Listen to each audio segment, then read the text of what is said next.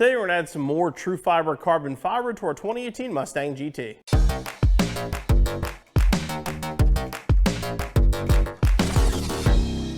This carbon fiber trim piece from Trufiber is designed to cover the third brake light on all 2015 through 2020 Mustang Fastbacks. You simply clean the area, remove the double stick tape, and it goes in place right on top of the light.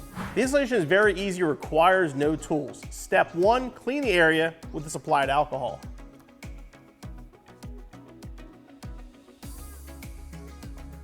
Step 2, the supplied primer. Step 3, remove the backing, the double stick tape. And line up the corners.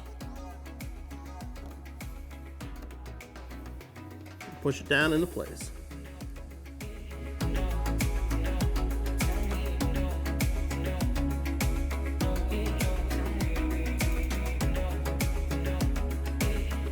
The Trufiber third brake light cover adds a nice custom touch to the car. You know how it goes with carbon fiber. Once you add one piece, you're probably going to add a lot more. The installation couldn't be simpler. It's a couple minutes. Be back on the road in no time.